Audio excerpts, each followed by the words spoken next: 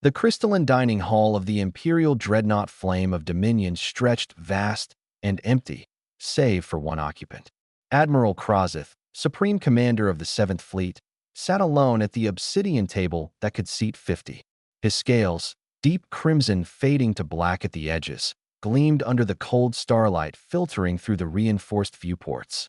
The galaxy's most decorated dragon warrior ate his meal in complete silence, not by choice, but by fate. The Battle of Terminus 4 had cost him his hearing 3 decades ago. The plasma explosion that had torn through his flagship's bridge had left him deaf but alive.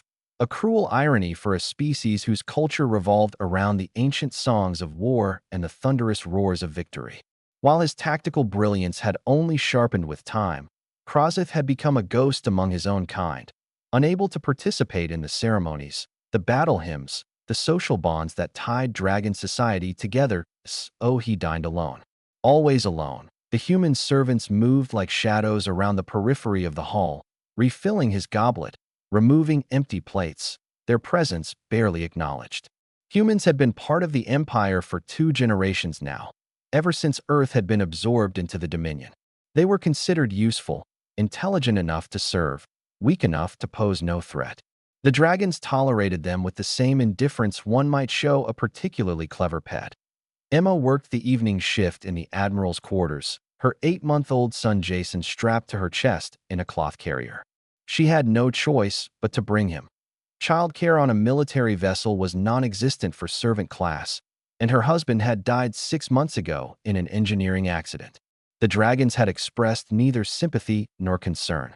Servants were replaceable. She moved carefully through her duties, one hand supporting Jason's small body as she collected dishes from the side tables. The baby had been fussy all day, probably sensing his mother's exhaustion, her constant worry about making it through each shift without incident. One complaint from a dragon officer, one disruption, and she could be reassigned to waste processing or worse. Ejected at the next station with no way to return to Earth, Jason began to whimper. Emma froze, her heart hammering. She glanced at Admiral Krozeth, but he continued eating, his ancient eyes focused on something far beyond the viewports. Of course, he couldn't hear. Relief flooded through her, followed immediately by guilt. She hurried toward the exit, bouncing Jason gently, whispering soothing words, but Jason's whimper grew into a cry.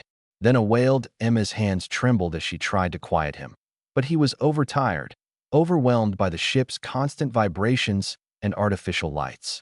His cries echoed through the cavernous hall. The other servants shot her frightened looks, backing away as if distance might save them from association with the disruption. Admiral Krozeth remained motionless, his massive form like a statue carved from stone and scale. Then Jason did something unexpected. His crying shifted, changed pitch and rhythm. It wasn't random infant distress anymore. It had pattern, repetition. Emma stared down at her son in confusion. The sound was almost musical. Short bursts, long holds, rhythmic pulses. Krozeth's head snapped up, his golden eyes, which had been dull with the familiar emptiness of his silent world, suddenly blazed with an intensity that made Emma's breath catch.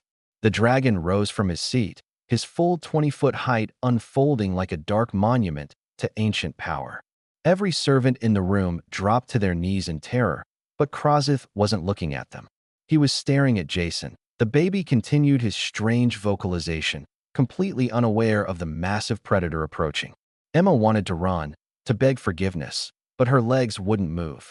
Krozeth crossed the hall in 3 enormous strides, his claws clicking against the polished floor. He stopped directly in front of Emma, towering over her, his massive head lowering until his snout was mere inches from Jason's face.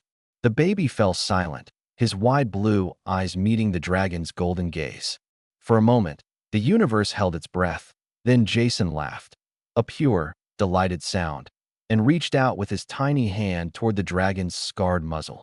Krozeth made a sound deep in his chest, a rumbling that Emma felt more than heard.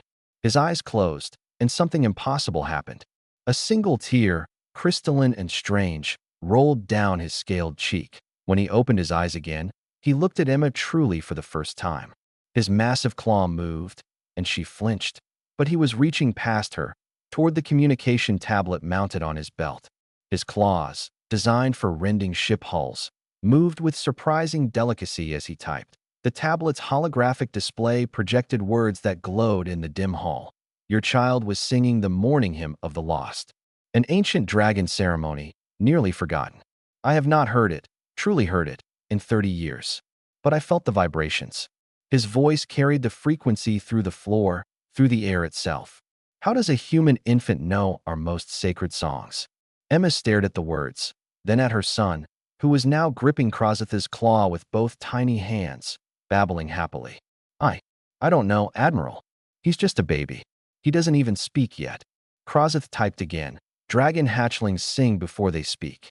It is our first language, written into our genetic memory. Your son's voice accessed frequencies we thought only dragons could produce. He made me hear again, not with my ears, but with my bones, my very essence. More typing. What is his name? Jason, sir. His name is Jason. The dragon's expression shifted into something Emma had never seen on a dragon's face before, wonder.